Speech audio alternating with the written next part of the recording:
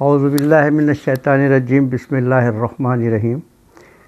جس موضوع کو لے کر چلنے کا ارادہ کیا ہے وہ شخصیات پر محیط ہیں۔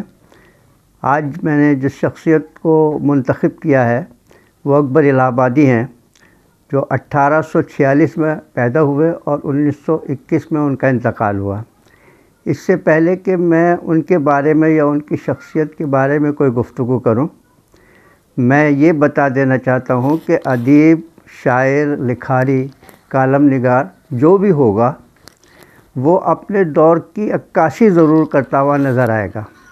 وہ کس ماحول کے اندر شاعری کر رہا ہے یا لکھ رہا ہے یا کالم لکھ رہا ہے یا ناول لکھ رہا ہے، اور کس دور کے کس کرب کے ساتھ وہ گزر رہا ہے، اسی کے مطابق اس کا اثر اس کی شاعری پر، اس کی لکھائی پر پڑے گا۔ ایک دور تھا، میر غالب سودا ذوق کا زمانہ تھا۔ اگر ان کی شاعری کا جائزہ لیا جائے تو وہ ایک ایسا دور تھا جو مسلمانوں کے لیے بہت پریشان کن تھا۔ ان کے ہاتھ سے سارے اقتدار نکلے جا رہے تھے، ان کے تخت کے نیچے سے زمین سرک رہی تھی، اور مسلمان اس عالم میں بہت پریشان بھی تھے اور مایوسی کی زندگی گزار رہے تھے۔ ایسے عالم میں ہوتا یہ ہے کہ لوگ اپنی درد و تکلیف کو کیا، کسی اور کے درد و تکلیف کو بھی بھول جاتے ہیں، اور اپنا درد بھلانے کے لیے وہ غم غلط کرنے کے لیے جنگلوں میں، پہاڑوں میں، ویرانوں میں جیسے نکل جاتے ہیں۔ تو اس زمانے کی شاعری پر اگر غور کیا جائے تو اس میں غم غلط کرنے والی باتیں زیادہ نظر آتی ہیں۔ مثال کے طور پر وہ حسن اور عشق کے چکر میں پڑے ہوئے زیادہ نظر آتے ہیں۔ وہ والی باتیں کرتے ہیں جن سے انسان وقتی طور پر سکون حاصل کر سکے۔ لیکن جب ایک دور وہ آتا ہے جس کے اندر کچھ انقلابات کی امیدیں پیدا ہونا شروع ہو جاتی ہیں، کچھ تبدیلی آنا شروع ہو جاتی ہے، کچھ امیدیں وابستہ ہونا شروع ہو جاتی ہیں، تو ایسے عالم میں وہی شعراء، وہی ادیب کوشش اس بات کی کرتے ہیں کہ وہ کسی نہ کسی طرح قوم کو مزید بیداری کی طرف لے جائیں۔ اس سے پہلے بھی ایک بات میں یہ کرنا چاہتا ہوں کہ دور آہستہ آہستہ بدلتا ہے۔ مثال کے طور پر کچھ شاعر جب یہ کہتے ہوئے نظر آتے ہیں کہ دیکھنا بھی تو انہیں دور سے دیکھا کرنا، شیوائے عشق نہیں حسن کو رسوا کرنا، یہ اس دور کی کہانی لگتی ہے جس کے اندر لوگ جو ہیں وہ کسی حد تک معاشرے کی بہت ساری جکڑ بندیوں کے پابند ہوتے ہیں، کھل کر وہ اپنے کسی اندرونی کیفیت کا اظہار نہیں کر سکتے۔ لیکن جب دور بدلتا ہے آہستہ آہستہ اور ہم آتے ہیں اس طرف جب وہ یہ کہہ رہے ہوتے ہیں کہ ایک اس کو دیکھنے کے لیے بزم میں مجھے اوروں کی سمت مصلحتاً دیکھنا پڑا۔ گویا اب وہ وہاں تک معاشرہ آ چکا تھا جہاں محبوب سامنے تو ضرور ہوتا تھا، لیکن اس کو دیکھتے رہنا بھی معاشرے کی قدروں سے باہر تھا۔ پھر ایک وہ دور آتا ہے کہ شاعر یہ کہتا ہوا نظر آتا ہے، کھینچ لینا وہ میرا پردے کا کونا دفتن، اور دوپٹے سے وہ اس کا منہ چھپانا یاد ہے۔ گویا اب بے باکی آگے کی طرف جا رہی ہے۔ تو میں تو صرف یہ ثابت کرنے کے لیے دو تین حوالے دیے کہ دور جیسے جیسے بدلتا ہے، شعراء اسی طریقے سے اس بات کا اظہار کرتے ہیں کہ وہ کس معاشرے اور کس دور سے گزر رہے ہیں۔ اسی طرح اکبر الہ آبادی کا جو دور تھا، چونکہ وہ ایک انقلاب کا دور تھا، لوگ ہر طرف سے بیداری کا تھا، لیکن بیداری عام نہیں تھی، تو اس دور کے شعراء نے لوگوں میں بیداری پیدا کرنے کے لیے، ان کو مزید آزادی کی طرف لے جانے کے لیے جد و جہد شروع کی، ان کی تربیت اور ان کی ذہن سازی کی طرف ان کو لے کر گئے۔ اکبر الہ آبادی کے زمانے پر اگر غور کریں تو اکبر الہ آبادی کے زمانے میں جدید تعلیم کا چرچا بہت ہوا، جس کی وجہ سے ہوا یہ کہ معاشرے کے اندر ایک عجیب و غریب خلفشار پھیلنے کے آثار پیدا ہو گئے۔ مثال کے طور پر وہ ایک جگہ کہتے ہیں کہ بے پردہ نظر آئیں جو کل چند بیویاں، اکبر زمین میں غیرت قومی سے گڑ گیا، پوچھا جو میں نے آپ کا پردہ وہ کیا ہوا؟ کہنے لگی کہ عقل پہ مردوں کے پڑ گیا۔ اصل میں مرد جو ہے وہ ذمہ دار ہوتا ہے اس بات کا کہ وہ اپنے گھر اور اپنے گھر کے ماحول پر نظر رکھے اور ان کو کسی غلط سمت میں نہیں جانے دے۔ تو وہ یہ بھی کہنا چاہتے ہیں اکبر الہ آبادی کہ اس سب کے بگاڑ کی وجہ جو ہے وہ گھر کے مرد کی تھی۔ پھر آگے وہ کہتے ہیں کہ طفل دل محو طلسم رنگ کالج ہو گیا، ذہن کو تپ آ گئی، مذہب کو فالج ہو گیا۔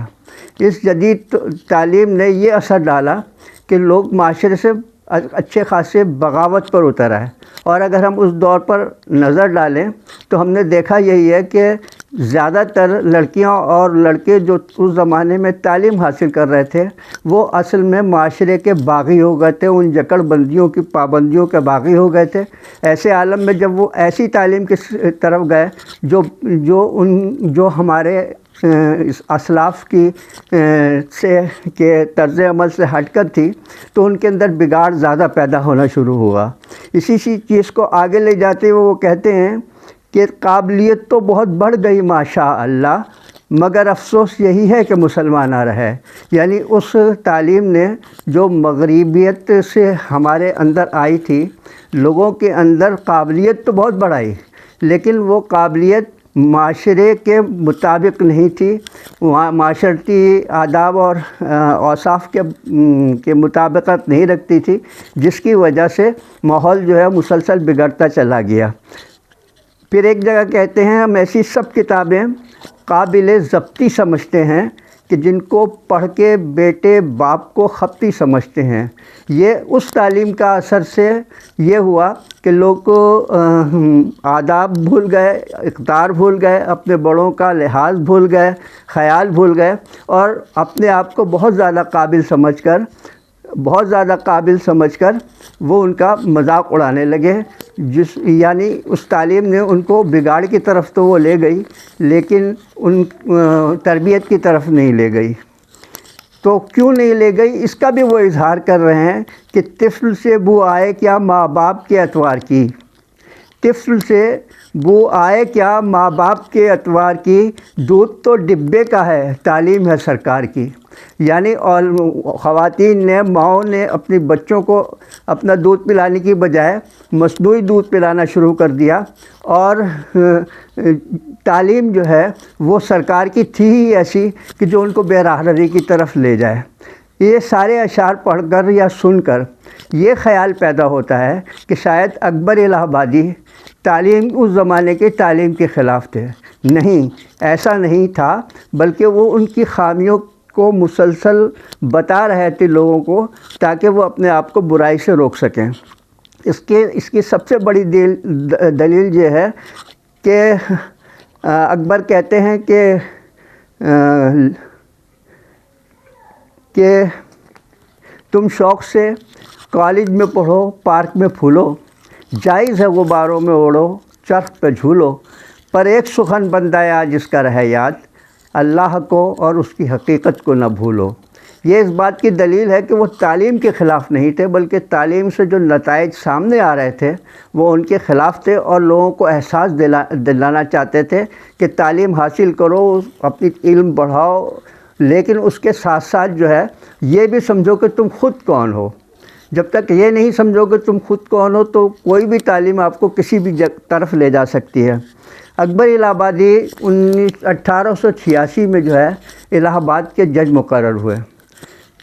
وہ جج مقرر ہونے کے باوجود بھی ان عدالتوں اور ان وکیلوں کو پسند نہیں کرتے تھے، کیونکہ ان کے خیال میں یہ عدالتیں وہ انصاف فراہم نہیں کر سکتی جو لوگ چاہتے ہیں۔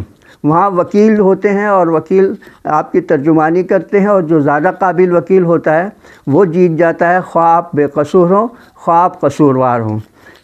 تو اس کے متعلق وہ کہتے ہیں کہ پیدا ہوا وکیل تو شیطان نے کہا، لو آج ہم بھی صاحب اولاد ہو گئے۔ زیادہ قابلیت انسان کو بگاڑ دیتی ہے، بہت زیادہ قابل ابلیس بھی تھا، لیکن اس کی زیادہ علمیت نے اس کو بگاڑ کے رکھ دیا، مغرور بنا دیا، اور یہاں تک کہ وہ خدا کا بھی مقابلہ کرنے کے لیے تیار ہو گیا۔ اس چیز کو سامنے لانے کے لیے اکبر الہ آبادی کہتے ہیں کہ فلسفی کو بحث کے اندر خدا ملتا نہیں، ڈور کو سلجھا رہا ہے اور سرا ملتا نہیں۔ یعنی زیادہ پڑھنے والا ہوتا یہ ہے کہ ہر چیز میں زیادہ میم میخ نکالنا شروع کر دیتا ہے۔ یہ وہ لوگ ہوتے ہیں جو منفی انداز فکر رکھتے ہیں، علاوہ ان کے کہ جو منفی انداز فکر نہیں رکھتے، وہ جتنے بھی قابل ہو جائیں مزید باعزت اور باوقار ہو جاتے ہیں۔ ایک جگہ فرماتے ہیں، یوں قتل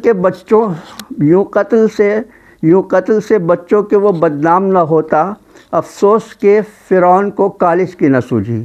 یعنی اس زمانے کی تعلیم کے متعلق وہ یہ کہہ رہے ہیں کہ یہ مسلسل ذہنوں کو بگاڑ رہی ہے، نوجوانوں کو تباہ کر رہی ہے۔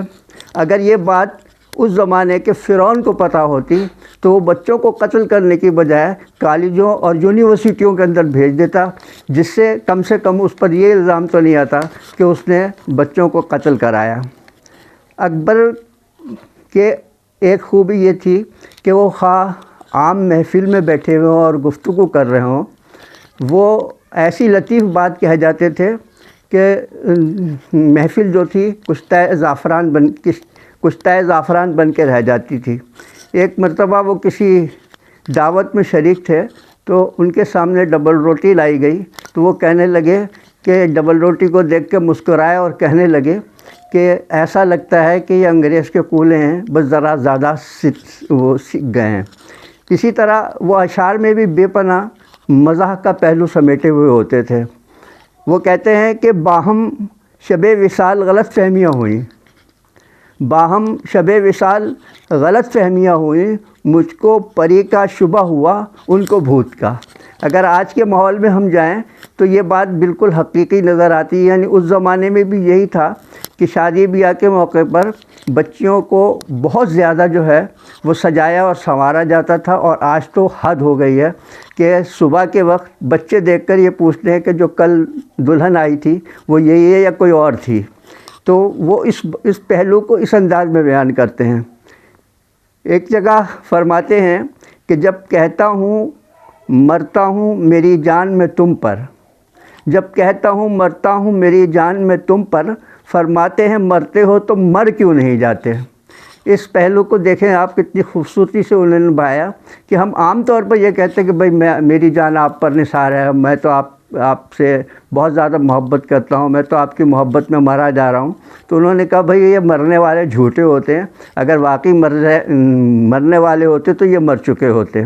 ایک جگہ کہتے ہیں کہ شکم سے حضرت انسان نجات پا نہ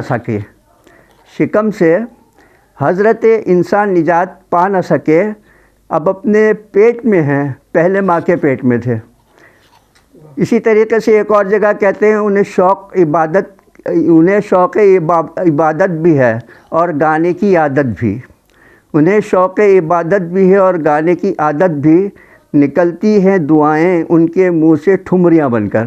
اگر آج ہم اس بات پر غور کریں تو ایسے ہی ہم بہت ساری مجالس میں دیکھتے ہیں کہ وہ لوگ باتیں تو قرآن اور سنت کی بیان کر رہے ہوتے ہیں، لیکن ان کا جو انداز ہوتا ہے، جو طریقہ کار ہوتا ہے، وہ کسی گلوکار کی طرح اور کسی ایسے فنکار کی طرح ہوتا ہے جو بات کو، ایک نثر کو بھی وہ ایک نظم کی صورت میں پیش کرنا شروع کر دیتا ہے۔